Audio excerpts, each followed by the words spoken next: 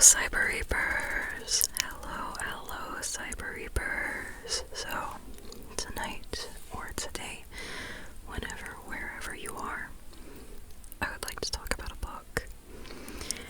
So, I read this last week, so I've had a little bit of time to reflect on it.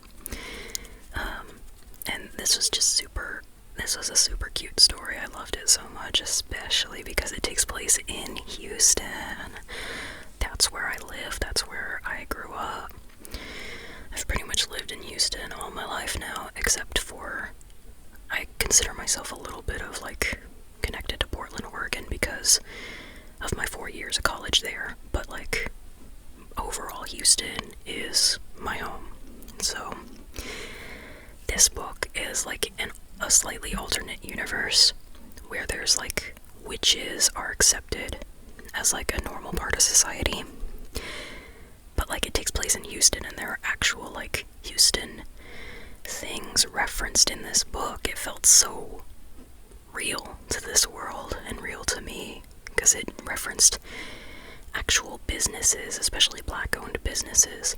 I'm already gushing about it. I'm sorry, I didn't even introduce the name of it. The book is called Love Spells Trouble by Nia Davenport. So, yeah, okay, as I was saying about, let's introduce you to the world a bit.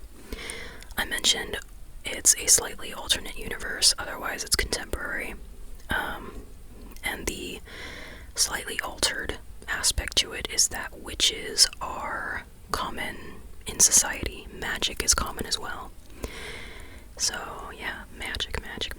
So very fun. And there's high society witches, and they, they're privileged, as opposed to human beings, Witches can do magic, humans can't. But otherwise virtually everything is the same. Even down to some of the businesses that are mentioned in this book being actual businesses in Houston. Unfortunately, one of them is closed. I was gonna try Soul Food Vegan as soon as I saw that in the book because that sounded good, but unfortunately I think it's closed because I looked for it and I think unfortunately it is. But Kindred Stories though is still open. That one's definitely open. That's a black-owned indie bookstore in Houston, so if you ever get around to Houston, check out Kindred Stories.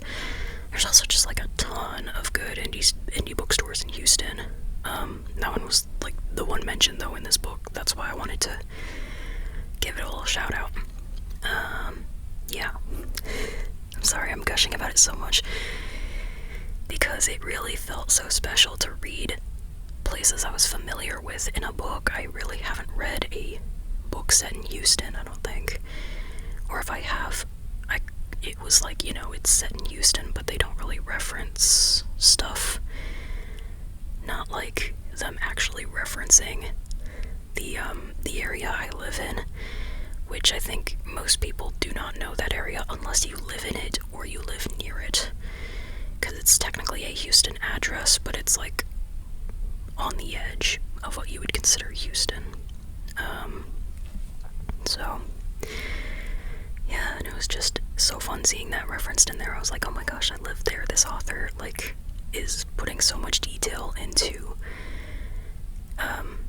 it feels almost like a love letter to Houston, especially a love letter to, all of the black people who really make Houston what it is, because this city is so diverse, but I think there's just so many aspects of it that do not get credited, especially the work and effort that black people put into making Houston such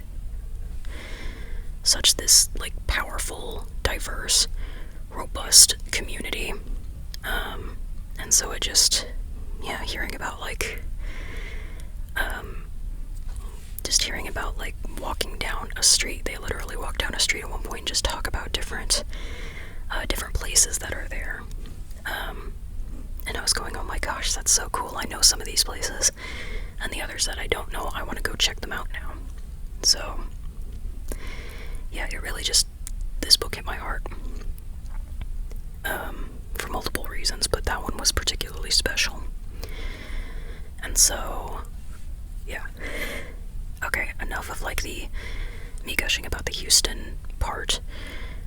Let's talk about the rest of it, because the rest of it is also very amazing. I loved it, super cute. It's, contemporary with fantasy, magical elements in it, plus romance. So, it's got our main character, Caden, right? Caden, she is a witch, but she has a human dad and a witch mom. And that was looked down upon, from like high witch society where her mom came from. And so there were tensions there between Caden's, family, and it resulted in Caden and Caden's parents basically just splitting off and going no contact with the mom's parents of like high witch society, and just like not belonging to a coven anymore, which is an odd thing in this universe, if you are a witch, to not be part of a coven. So that's the tension starting off between like Caden and witch society. Overall, she's not looking for drama though. She overall doesn't mind not having to do with witch high society. She loves her family, she loves her parents and her extended family on her dad's side. She pretty much, like, she feels really proud of the people she's connected with, and she has a lot of heart, she has a lot of care, especially for the people she's close to. She'll go out of her way to do extra work to help them out, especially when they don't ask. And so she's a really strong main character who I loved following, because I was going, yes, this person really just like, she's really connected to her family and like really works hard for them, and that's something easily I can root for,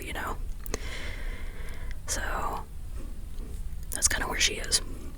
But at the beginning, she starts noticing, hey, there's a rent increase going on with her father's bakery, and it's also hitting her mom's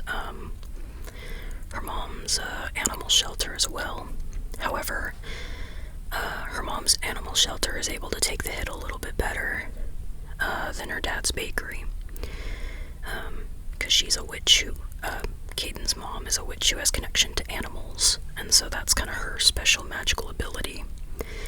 And so she's getting a lot of business, which is resulting in her being able to keep up with the rent increase. But Caden's dad's bakery is not keeping up with the increase as well. So that's no good. So Caden sets out to try to drum up business for the bakery. Meanwhile, Caden runs into a boy. So who is this boy that Caden runs into? His name is Kai, and he comes from, well, a very, very, very influential witch family. Caden doesn't know that, though. Upon first meeting him, Caden's just thinking, damn, this boy is cute. So they have a little meet cute, and initially they start going out. And when they're on a date, though, that's when Caden discovers that Kai's been keeping a little secret, which is that he is part of a witch influential family, one of the most influential in the country. So he's a celebrity. And she didn't know that going into this potential relationship with him. She didn't want any drama with witches or anything, and so she just felt very blindsided by it. But in trying to apologize to her, Kai's like, I'm really, really sorry, I really do like you. Can we kind of start over? Is there anything I can do to make this up to you? And Caden goes, well, now that I think about it, my dad's bakery could use some business.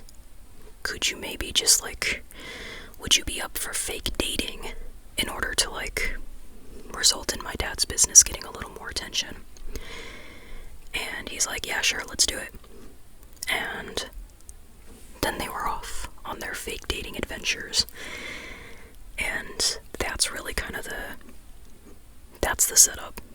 Caden is doing this fake dating thing, trying not to get into drama with witches, but she's already in the drama, so she goes, alright, might as well use it to hopefully drum up business for my dad's bakery. But also she's doing it behind her parents, like, without her parents knowing that she is dating a witch. A very, very popular witch, might I add. So, there's all of that. At the same time as they're fake dating, Caden kind of starts going, I might be actually catching feelings, uh-oh. So, all of that makes for a really fun book. And just, like, there's so much to it. There is, there's, of course, the adorable moments, just how Caden and Kai notice, like, the little things about each other. Kai going, oh, you were interested in that bangle right there. Cool, I'm just gonna get that for you. As a gift. And the way that they just click so easily, their banter is fun. They are able to, like, get along on, like, the same sort of things, but also on the stuff that they aren't as connected on.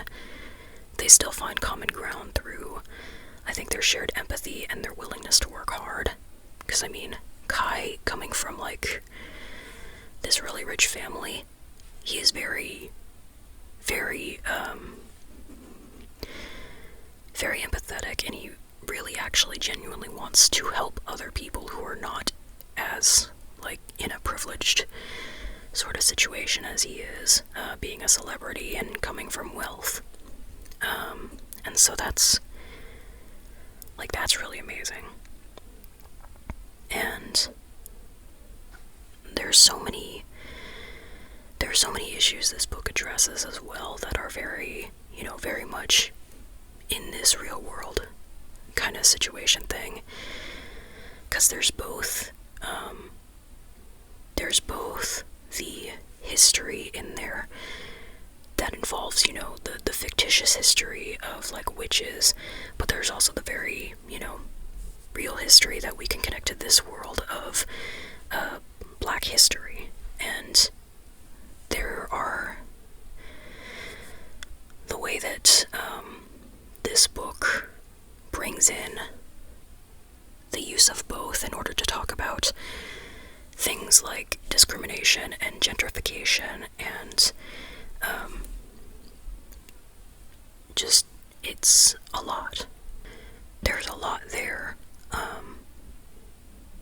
that is really important to talk about and to think about. And I think it's really neat how it all just intersects so well and so easily to put together this story. And something, like, different about this book that I feel like is really, really stuck out to me was just how good of a value system so many of the characters had. Because they were all very different, but they, I really just felt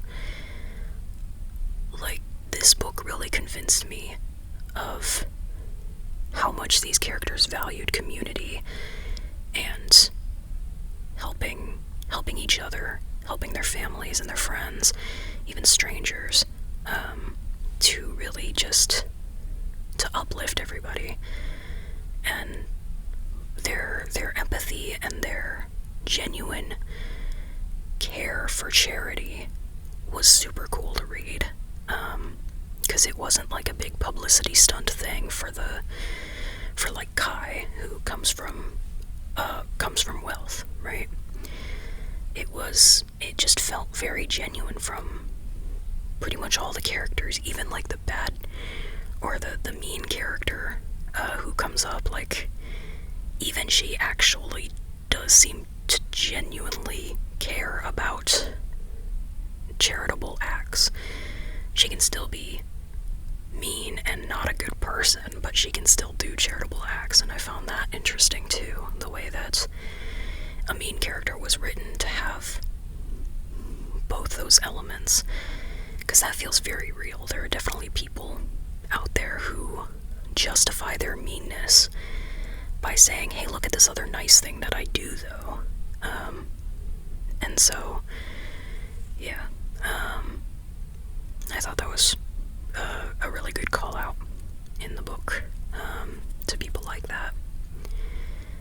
And shout out to like how supportive the family members and the friends are to each other, because like, of course, the main characters are definitely like the focus, but the way that Caden's family in particular, her mom and dad,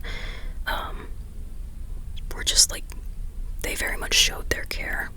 And also the friends that that Caden kind of finds along the way. I'm not gonna say their names to leave out spoilers, but they were definitely girls, and I love that. Oh, and also Mercedes, she's introduced early on. She's Caden's cousin, and I quite liked her too. She was very much a ride or die, kind of a sisterly bond person for Caden. She was super fun, and I loved how often she was going, okay, I'm evaluating to see if Kai is okay for you. Alright, I'm pretty sure he is in this case. I'm gonna leave you two alone now. Even when Caden's going, girl, please do not leave me alone right now, Mercedes goes, ha, bye. So, I love Mercedes, she's great. What else about this book? Because I am definitely in the gushing mood for it. Well, hi there. The penguin fell, so the penguin's joining now up here with our discussion. So, the romantic part, I quite like the pacing. Just very nice. And I think the misunderstandings that occurred made complete sense. And I think they were good. Just in the sense of, there are cases in books where sometimes misunderstandings feel like a little forced. These felt right. So. And of course, in terms of representation, the cast is primarily people of color, especially black people. And, like, the main two characters are black. And there is casual LGBT representation in the side characters, or among the side characters. And there's like different levels of wealth. That characters come from different backgrounds of wealth, I guess is what I mean to say.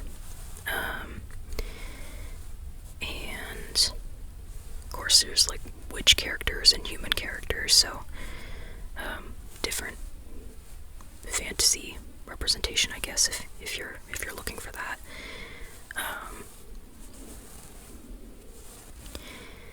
And what else? So I think, just to finish up, I'd like to come back to just like that aspect of just like the really real pointing out of important Black history related things, like the way that this book has like actual real world businesses that are Black owned in the book, like Kindred Stories, and I'm assuming Soul Food Vegan back when it was open.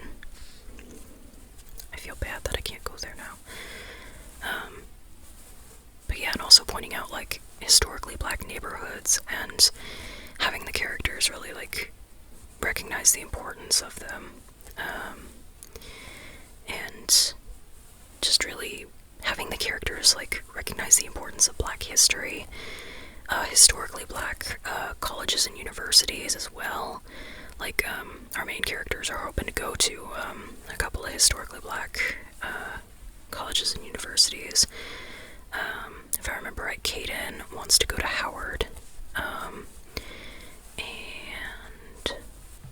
okay, sorry, I just came back from my search.